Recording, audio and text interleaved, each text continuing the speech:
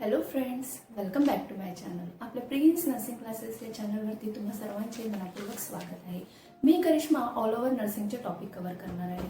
त्यामुळे व्हिडिओ पुढे जाण्याच्या पहिले एक गोष्ट तुम्हाला सांगू इच्छिते. Congratulation to all of us because we are not only brothers और sisters, we are a upgrade to nursing officers. So congratulations to you and me also. चला, आपण एएनएम सेकंड इयरचं बघत होतो. एएनएम सेकंड इयर मिडवायफरी आपण बघत होतो. त्यामध्ये आपला 4th लेसन चाललेला आहे. सॉरी 5th आहे भ्रूणशास्त्र. तर एम्ब्रिओलॉजी आपण बघत होतो. आपण मागच्या व्हिडिओमध्ये बघितलेलं आहे की जे एम्निओटिक सॅक असतं, एम्निओटिक सॅक कशाला म्हणतात, योग सॅक कशाला म्हणतात, त्यानंतर त्याचे जे थर आहेत आकृती नंबर 17, आकृती नंबर 18 मी डिस्क्राईब केली आहे. त्यामध्ये एम्ब्रिओनिक प्लेट्स जे आहेत ते कशाला म्हणतात, त्यामध्ये एक्टोडर्म, एंडोडर्म आणि मिझोडर्म हे जे 3 लेयर आहेत त्या थरांपासून कोणते कोणते अवयव तिथे बनत असतात हे आपण मागच्या क्लासमध्ये बघितलेलं आहे.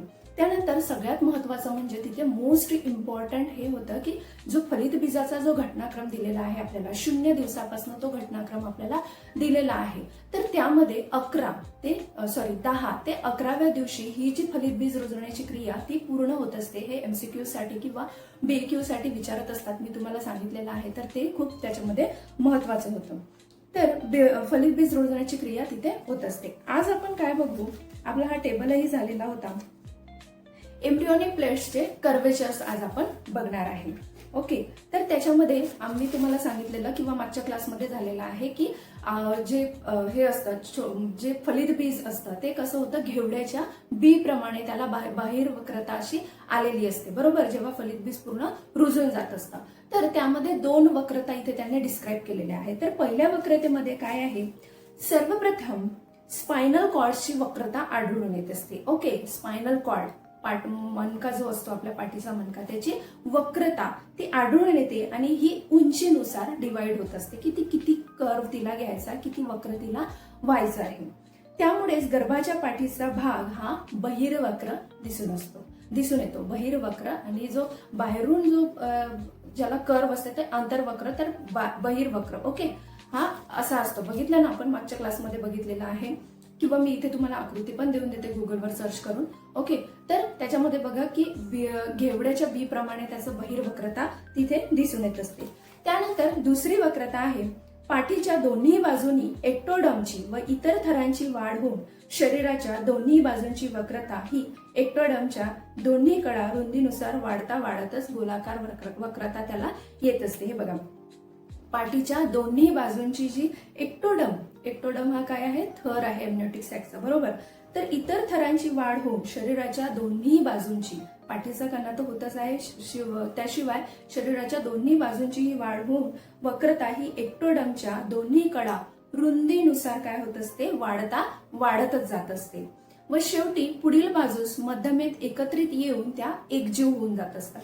दोन्ही बाजूनी अशा एकजीव एकत्रित होऊन जात असतात. आणि जर त्या झाल्या नाहीत, काही डिफॉल्ट आला, काही तिथे त्यांना व्यंग्य आलं, तर त्यामुळे काय होत असते, बाळ येणाऱ्या जन्माला येणारं जे बाळ आहे ते एअरलिफ्ट किंवा क्लिफ्ट पॅलेटचं होत असते. तर त्यामध्ये काय होतं, हे बघा आपल्याला दिलेलं आहे की एकजीव होऊन जातात. डोक्याकडील एक्टोडर्मच्या कडा, जबडा व तोंडाच्या ठिकाणचा भाग हा एकजीव होऊन जात असतो. परंतु 16व्या आठवड्यामध्ये म्हणजे 4th मंथमध्ये जर एकजीव झाल्या नाहीत तर त्या ठिकाणी फट तशीच राहते. बरोबर, ओके, इथे आतमध्ये जे असते ती फट, जबडा आणि हे जे स्पायनल कॉर्डचं असते ते जर एकत्र आलं नाही तर तिथे काय होते, त्याची फट तशीच राहून जाते आणि जन्माला येणारे बाळ हे हेअर लिफ्ट व क्लेफ्ट पॅलेट या व्यंगानेच येत असते. जन्माला येणारे बाळ हेअर लिफ्ट काय आहे, तर हा कंजेनायटल डिसीज आहे. म्हणजे आईच्या पोटातूनच बाळाला मिळत असतो, तो जन्माला आल्याबरोबर त्याला तो आपल्याला आढळून येतो. हेअर लिफ्ट आणि क्लेफ्ट पॅलेट. ओके, मी तुम्हाला इथे आकृती देते की त्याचं कसं असणार आहे, त्याचे इमेजेस मी तुम्हाला देते. तसेच काही वेळेस बेंबीच्या ठिकाणी एक्टोडर्मच्या दोन्ही कडा एकजीव न झाल्यास बाळास एक्झोफॅलॅमस हे जन्मजात वैगुण्य तिथे दिसून येते. बेंबीच्या ठिकाणी जर ते एकजीव नाही झाले तर तिथे कोणता डिसीज दिसून येतो, एक्झोफॅलॅमस. ओके, हे बघा, तोंड आणि जबडा जर एकत्र आला नाही, ती फट जर तशीच राहिली तर हेअर लिफ्ट आणि क्लेफ्ट पॅलेट. त्यानंतर दुसरा दिलेला आहे की बेंबीच्या ठिकाणी जर एकजीव झाला नाही, ती फट जर बरोबर बसली नाही तर एक्झोफॅलॅमस हा होतो. आणि तिसरा पुन्हा दिलेला आहे की एक्टोडमची वाढ ही सेक्रमच्याही पुढे जर गेली तर बाळ हे इमपर्फोरेटेड एनएस म्हणजे ठीक आहे, तुम्हाला अभ्यासाला तेवढं डिस्क्रिप्शन दिलेलं नाही आहे. एनस जो असतो, एनल कॅनल जो असतो आपला, त्याच्यामध्ये परफोरेशन होत असतं. तर या वेंगाने जन्माला बाळ येत असतं.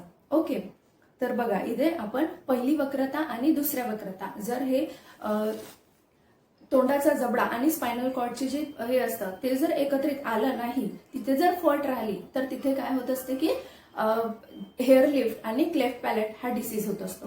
त्यानंतर दुसरं दिलेलं आहे की एक्झोफॅलॅमस हे कशामुळे होत असतं तर एक्टोडमच्या दोन्ही कडा एकजीव जर झाल्या नाही ना बेंबीच्या ठिकाणी तर तिथे एक्झोफॅलॅमस होतो. त्यानंतर तिसरा दिलेला आहे इमोपर्फोरेटेड एनस. जर एक्टोडमची वाढ ही सेक्रमच्याही पलीकडे गेली, सेक्रम हा काय आहे, मणक्याचा हाड जे शेवटचा असतो तो सेक्रम असतो. ओके, त्याच्याही पलीकडे जर गर्भाची वाढ गेली, एक्टोडमची जर वाढ गेली तर तिथे काय होत असते, इमोपर्फोरेटेड एनस वेंगन म्हणजे कंजनायटल डिसीज हा बाळाला होत असतो. त्यानंतर योग सॅकचे परिवर्तन कसं होते बघा. अगदी सुरुवातीच्या काळात योग सॅक एमनिओटिक सॅक पेक्षा मोठी असते. सुरुवातीच्या काळामध्ये आपण दोन बघितलेलं आहे, योग सॅक आणि एमनिओटिक सॅक. ओके, योग सॅकचे नंतर मग ते 3 थरांमध्ये डिवायडेशन वगैरे झालेलं आपण मागच्या क्लासमध्ये बघितलेलं आहे. आता आपण बघणार आहे योग सॅकचं कसं परिवर्तन होते बघा. तर सुरुवातीच्या काळामध्ये योग सॅक ही एमनिओटिक सॅक पेक्षा मोठी असते, परंतु त्याची खूप वाढ कधीच होत नाही. तिचा व्यास देखील काही मिलीमीटर इतकाच असतो, ती जास्त रुंदावत सुद्धा नाही. योग सॅकच्या भिंतीतच रक्ताची निर्मिती होत असते. ठीक आहे, योग सॅक जी असते त्याच्या आतमध्येच रक्ताची निर्मिती होऊन जात असते. त्यातूनच रक्तपेशींची ही निर्मिती होत राहते.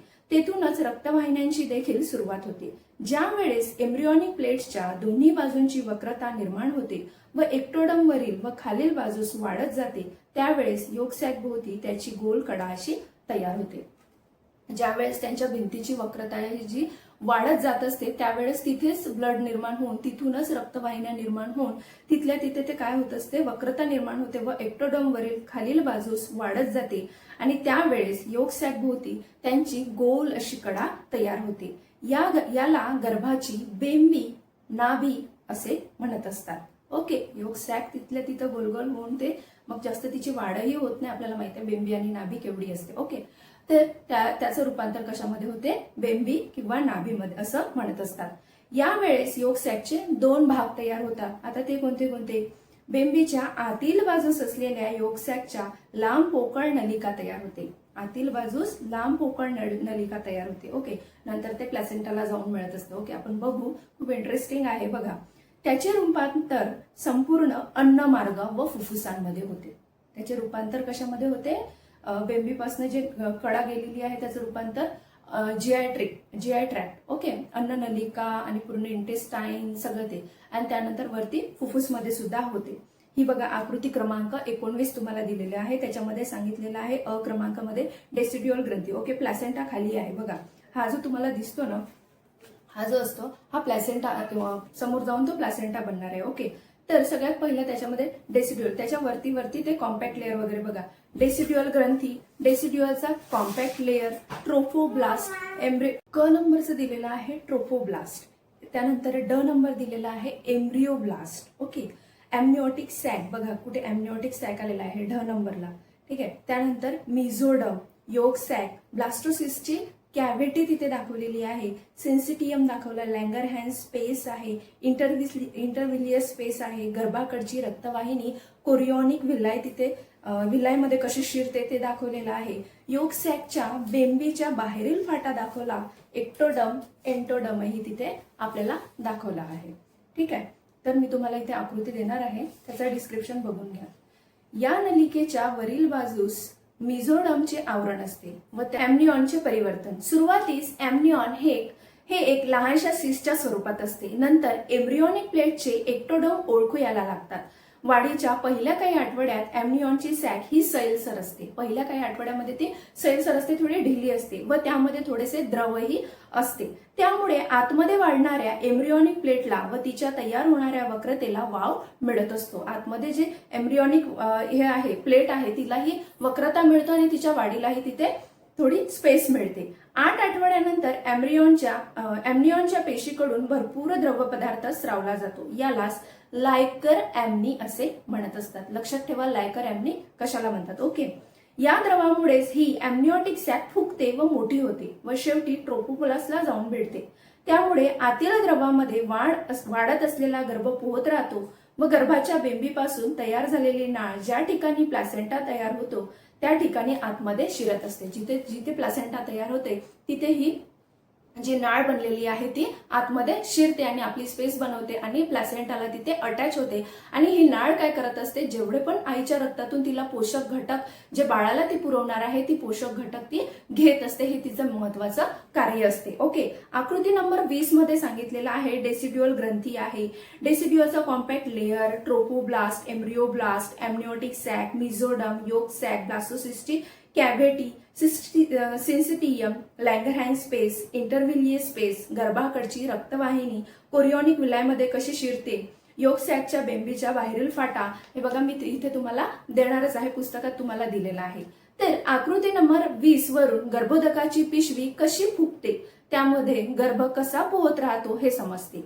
तसेच याच अवस्थेत गर्भाच्या नाळेभोवती एम्नियॉनचे वेष्टनही तिथे तयार होत असते. ओके, एम्नियॉन जे आहे एम्नियोटिक जे हे असते नळी जी तयार झालेली आहे त्याचे वेष्टन है ना, ती मोठी असणार त्यामुळे तिथे वेष्टन हे तिचे त्याचे तयार होतील.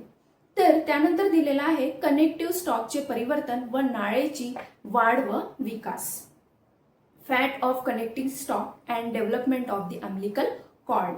वाढीच्या सुरुवातीच्या अवस्थेमध्ये एम्नियोटिक सॅक व योक सॅक या दोन्हीही एका लांबट अशा दांड्याने ट्रोपोब्लास्टला जोडलेल्या असतात. एका लांबट अशा दांड्याने ट्रोपोब्लास्टला त्या जोडलेल्या असतात. कोणत्या एम्नियोटिक सॅक व योक सॅक या दांड्याला कनेक्टिंग स्टॉक जोडलेले आहे म्हणजे कनेक्टिंग स्टॉक असे म्हणतात. हे स्टॉक एम्ब्रियॉनिक प्लेटला अशा ठिकाणी जोडलेले असते की नंतर त्या ठिकाणीच गर्भाची बेंबी किंवा नाभी तयार होते. ओके, ज्या वेळेस एम्ब्रियॉनिक प्लेटच्या दोन्ही वक्रता पूर्ण होतात त्यावेळेस योक सॅकचा काही भाग गर्भाच्या बेंबीतून आतील बाजूस गेलेला आढळतो. त्यामुळे बेंबीचा आत गेलेला भाग एक व बाहेर राहिलेला भाग दुसरा असे तिथे 2 भाग त्याचे पडत असतात. ओके, तर आपण हा क्लास इथेच संपवू. व्हिडिओ शेवटपर्यंत बघितले त्याबद्दल खूप खूप धन्यवाद. चॅनलला सबस्क्राईब करा, शेअर करा, जे गरजू स्टुडंट आहे त्यांच्यापर्यंत व्हिडिओ पोहोचवा.